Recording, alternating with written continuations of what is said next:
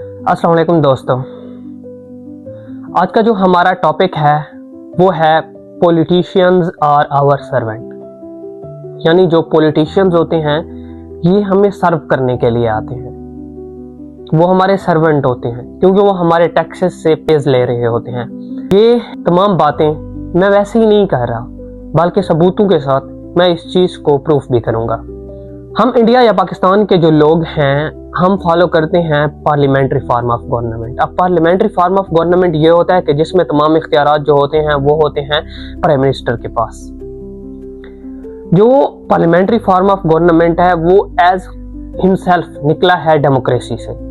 Democracy के बारे में एक्स यूएस प्रेसिडेंट जिनका नाम था अब्राहम लिंकन, उनकी एक डेफिनेशन बहुत ही ज्यादा फेमस है जिसमें वो कहते हैं democracy is the government of the people for the people by the people. यानी वो कहता है कि डेमोक्रेसी एक गवर्नमेंट होती है जो लोगों ने ही बनाई होती है, लोगों के लिए बनाई गई होती है, और इसमें जो पॉलिटिशियंस होते हैं, जो बड़े बड़े रहनुमा होते हैं जिनको आवाम चुनती है अपने वोट्स के जरिए, वो आवाम को जवाबदेह होते हैं क्योंकि वो उनके ही वोट से आगे आए होते हैं। ठीक है, तो वो जो लोग होते हैं जो वोट लेकर आगे जाते हैं वो जवाबदेह होंगे तमाम चीजों के बारे में आवाम को, और ये इसलिए इस गवर्नमेंट को मोस्ट पावरफुल गवर्नमेंट बनाती है।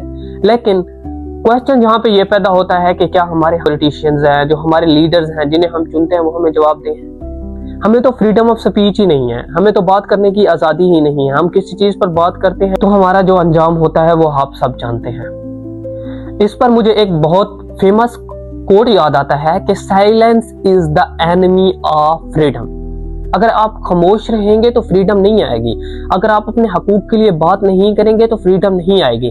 बल्कि हमारी प्रॉब्लम यह है कि हम खुद गलत कर रहे होते हैं और हम कहते हैं चेंज आ जाए मुल्क में। हम खुद गद्दारी कर रहे होते हैं, करप्शन कर रहे होते हैं, झूठ बोल रहे होते हैं, और हम कहते हैं कि ये लीडर्स खराब है, ये खराब है, ये खराब है। जब तक remember one thing, change always start from my self. मुझसे शुरू होगा। मैं खुद को ठीक नहीं करूंगा तो चेंज कैसे आएगा?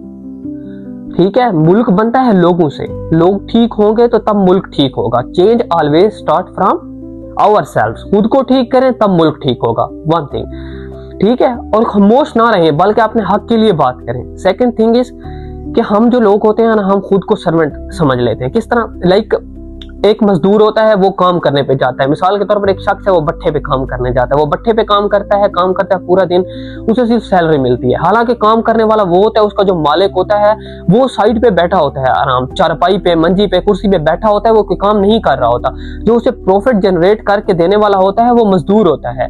और फिर वो क्या करता है, उसकी वेज जो होती है डेली वेज, वो चाहे 1000 रुपए है, 2000 है, 1500 है, जो भी है उसे देकर फारिग कर देता है क्योंकि भाई आज का तुम्हारा काम खत्म हुआ, ये सैलरी है। ठीक है, बल्कि यहाँ उसको ताकतवर कौन बना रहा है? वो सर्वेंट।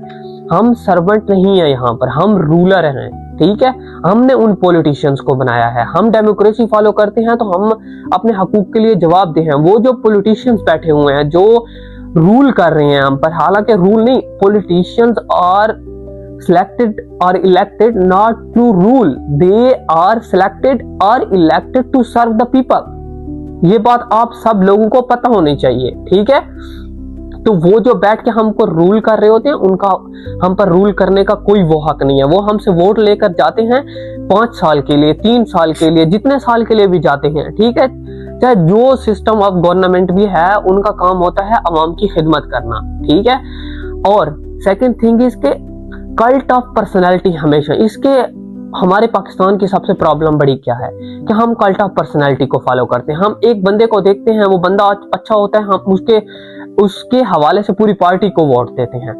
जो वोट दिया जाता है वो कल्ट ऑफ पर्सनैलिटी की वजह से नहीं दिया जाता। या पॉलिटिक्स में एक बात याद रखें, फेवरेटिज्म तो होता ही नहीं है।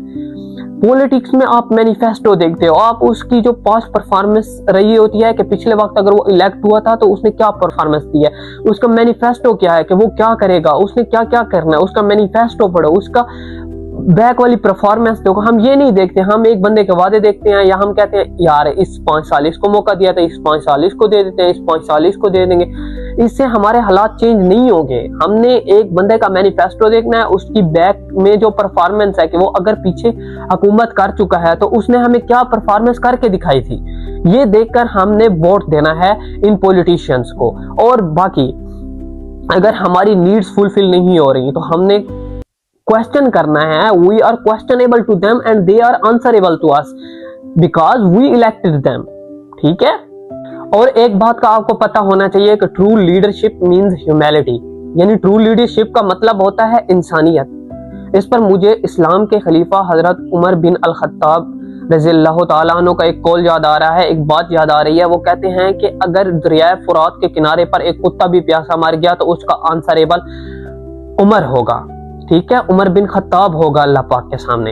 अब हमारी लीडरशिप में आपको ऐसा कौन सा नजर आता है, चाहे वो कोई भी पार्टी उठा लो, कौन सा आपको एक शख्स नजर आता है जो ऐसे हो? यहाँ पर इंसान मर रहे हैं, यहाँ पर मुसलमानों का इतना बुरा हाल है, मुसलमानों पर जुल्म किया जा रहा है, चाहे वो सूडान की बात करें, चाहे वो शाम की बात करें, चाहे वो सीरिया की बात करें, चाहे वो फलस्तीन की बात करें, मुसलमानों पे जुल्म हो रहा है, चाहे वो कश्मीर की बात कर लें, मुसलमानों पे जुल्म हो रहा है, इस पर बात करने वाला कोई नहीं है। तो ये है ह्यूमैनिटी, ये है ट्रू लीडरशिप जिसकी आप बात करते हैं। समझ नहीं आता मुझे तो पाकिस्तान में किसको ट्रू लीडर कहना चाहिए। बस एक आखिरी बात जिस पर मैं आज की डिस्कशन को वाइंड अप करूंगा वो ये है, अफसोस के साथ कहना पड़ रहा है कि when lies rules a nation, honesty becomes a crime। वस्सलाम।